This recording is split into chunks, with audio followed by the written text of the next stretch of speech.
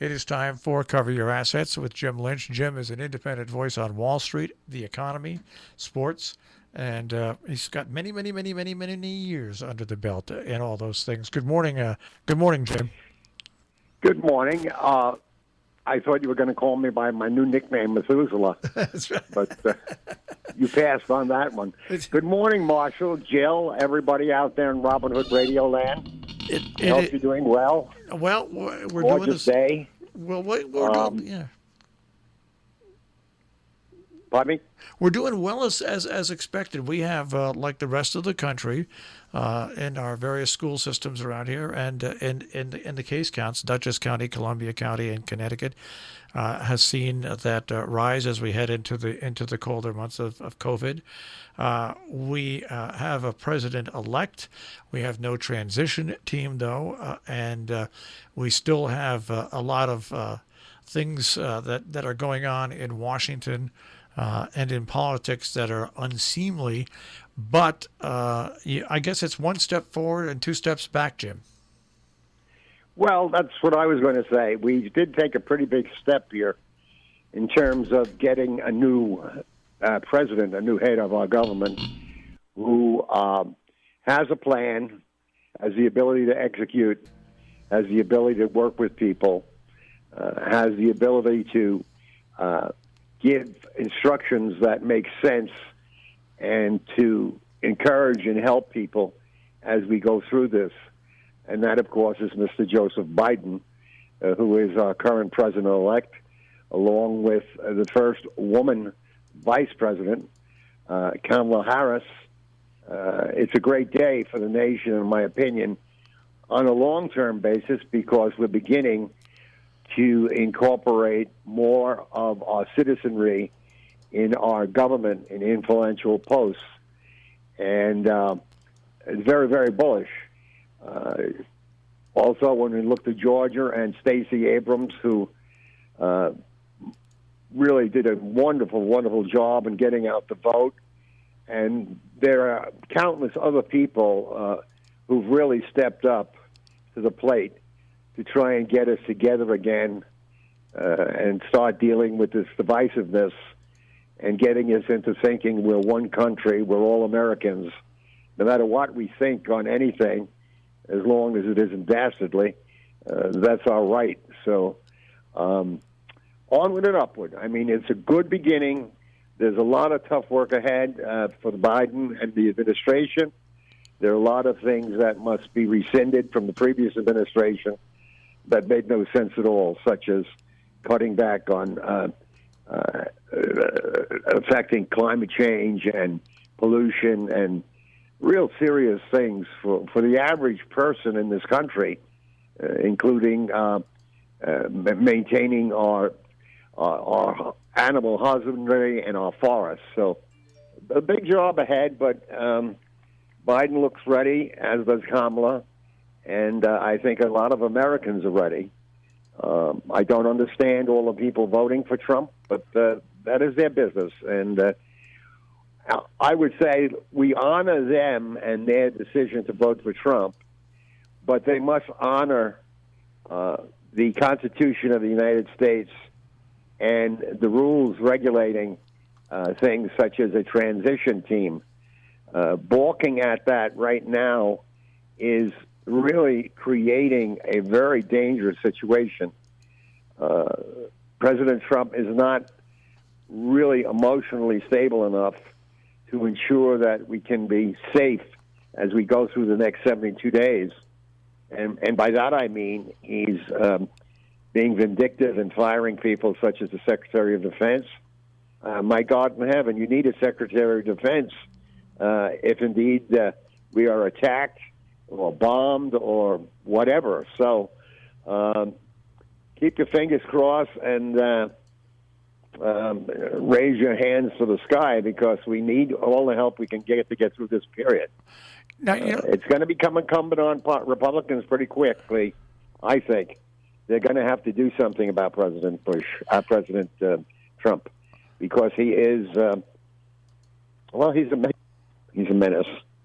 Anyhow, one of the things that we can look at in this whole thing, and Stacey Abrams, I want to mention something here. Right after this election has been so different in so many different ways. First of all, you had early voting, you had mail-in voting. You didn't have to have a real stern excuse if you wanted to mail in a vote. And you had, like I said, the early voting, and you add this to the regular voting that went on. And I think one thing Americans showed is that if you give Americans who all live very busy lifestyles right now the chance to participate, they will vote. I mean, this year, I think it's almost 25 million more people voted in the general election. 25 million more people actually participated in the general election.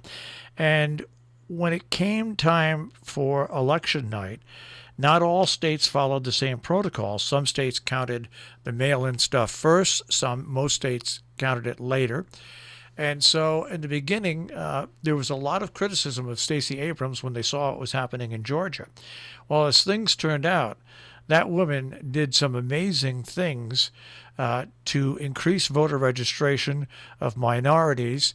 And Georgia right now, even though there's going to be a recount, Scott Walker, who's not the most liberal of people, former governor of Michigan, I do believe, said that when you have a win total, doesn't matter whether you're running for president or not, when you have a win total of over 10,000 votes, he's never, ever heard of an election being overturned because you just don't have that many irregularities. So the presidential vote is going to stand, even though they can't really post it until after the recount. But if you get that many people voting for president and you put that much effort into now, there's two big elections that are coming up in Georgia for two open Senate seats. That, if the Democrats won both, it would be a 50-50 tie in the Senate, and Kamala Harris would be the tie-breaking vote in any ties. You have an amazing situation, and it goes to show you that if you put a lot of effort, after she came so close and lost by a half a percentage point, if you put effort into an idea and you get people to participate in that, things can change, and it's going to be very interesting to see what happens. And Stacey Abrams should be given a lot of credit for what happened in Georgia. And Jim, I just wish that you and I owned radio stations or television stations in Georgia over the course of the next 2 months, because we could retire at the end of the election. the money that is going to pour into, and this is the horrible thing, the money. I mean, it's already been an $11 billion election for this point, okay? The money that is going to flow into Georgia for two Senate races from elsewhere in the country is going to be in the hundreds and hundreds of millions of dollars. I know. I didn't want to tell you about that little station I've been working on acquiring, but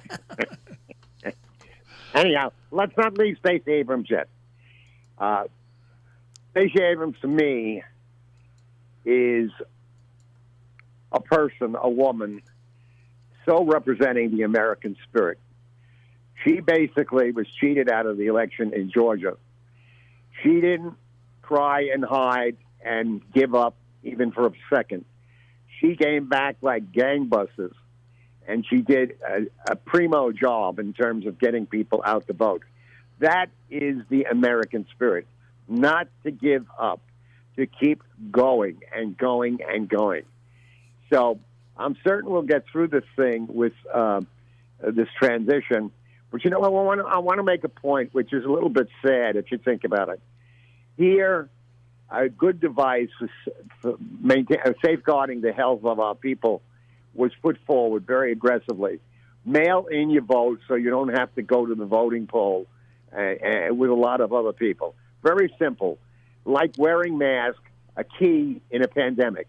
And then we had X amount of people saying, oh, no, it's bad, it's illegal, and this and that and the other thing. I think part of the reason Trump lost was because he was telling his people to go to the polls. And what happened is probably at the last minute, not as many of them went as they might have wanted to. But we're going to have to streamline our election going forward. We should be doing all of this stuff by the computer. I mean, the money we could save and the health we could ensure is just incredible. Well, you just mentioned something, and that not enough people have mentioned, and that probably on top of having 25 million more people vote, because even Donald Trump polled over 70 million votes. It looks like Joe Biden is going to poll about 76 million votes. But on top of that, the biggest tactical error that was made in the campaign was not by Donald Trump going out and doing his rallies. Yeah, that was dangerous because of COVID-19, but by saying that go out and vote, don't fall for this. Voting by mail is going to be bad. And there's a lot of so probably a good 60% or 70% of his supporters never even thought about voting by mail. And you know what? It might have made a difference. I mean, voting by mail and what has happened with this election, I think is really, if we're smart as a people, and we can get together where we can set this up in a little more organized fashion for 2024 and the national elections, this is going to change the landscape of voting, and all of a sudden, it's going to give everybody the true ability to vote, not have to stand in line for 8 hours, not have to take a day off of work. I think that this is the biggest thing to come out of this election, that whether people want to believe it or not, this could portend to much more participation in the future by Americans voting. Okay, so I want to interject just one quick thing on that topic. Here she is. Hi. But it's high. It's the same. It's the same distinction or nuance that I don't feel that people are. I know they're capable of making, but I don't see it. And it's the same situation when you come to COVID, which is a positive test is a case/infection. All right, voting by mail, absentee. Everybody having that ability, I think, is critical. I think that's great, and I think that will absolutely maintain, improve turnout, especially as people have become, shall we say, more committed to just doing things from home. I think that is fantastic. But I think that it's critical to make a distinction, between just mailing out. I think you should be able to request a ballot. I think you have to do that. Now, whether or not you agree, open to... It's mine to agree to what is the best for the country, and if individuals need certain paperwork and so forth, so be it. I think, though, it's really important that so often in history, out of crisis comes new things, better ways to do things. And I think that's in the process now of this mail-in voting. So it probably has to be refined and so forth and so on, but I think we really need to get going on it. To put an asterisk on something that, not an asterisk, an exclamation point that Marshall mentioned, many people in this country don't get off Election Day, and they have to take off work, or they have to take off 2 hours out of the day and so forth. That is so terrible. As a kid, Election Day was a day you got off and everybody went to vote. What is wrong with us? This is why I think we have diminished the importance of the vote, in that we haven't made it a special day, and we've got to make it a special day again, particularly in this world that is moving so fast and in so many different and dangerous ways. I totally agree. What's interesting to look at this is that if you go back to the Gore versus Bush debacle, what the country tried to do to correct that from ever happening, obviously now was the wrong thing. You can't go to different states, 50 different states, and say, okay, upgrade your machines, do this, do that, ba-ba, ba-ba, ba-ba, ba-ba. The simple thing now, obviously, is that people can be sent ballots and they can return them by mail, or they can walk them to their town hall and leave them anytime they want, or if they want, they can turn up and vote on Election Day. I think those three things had they been instituted over the past, I don't know how many years, will make a difference, because it's really hard to delegate to 50 states the same way of doing something. But if you have the voting machines that they have, and you put into effect that you can mail in a ballot, you can drop off a ballot, or you can go and vote, it costs no extra money to do that. It will cost extra money in the long run to have people there to count. And the only other thing the government has to do at that point is come up with a standard. Okay, all states have to report their that day's vote first, and then after that they report all the votes that came in before that. I think if that's set up, I think you will see a fundamental change in the way voting is done. And I think that you will also see a fundamental change where you won't have to worry about so much interference from other countries. Right.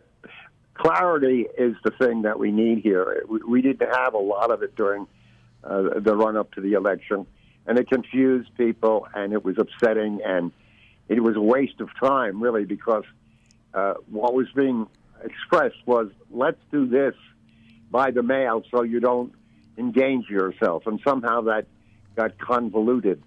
That said, this is part of the work that really must be done by this new government coming in and constantly refine so that we don't have any question from anybody about the vote. It's ridiculous to have that. This is a world of technology.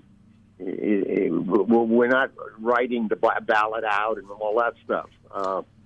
Anyhow, going forward, we had some very bullish news in terms of the vaccine put out by Charlie Pfizer, who was not part of the warp speed thing that Trump was doing. Well, I want to go on, Jim, I want to mention to you about that. I think I saw him speak last night, okay? And what he said was amazing. They said, how come you didn't become part of the warp speed thing?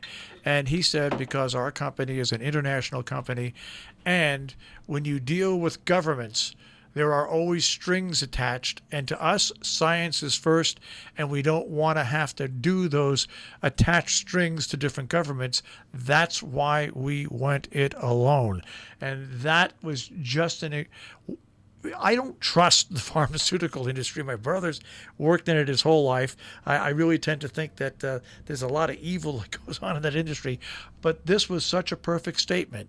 At a time like this, we just did not want to have the strings attached by dealing with governments.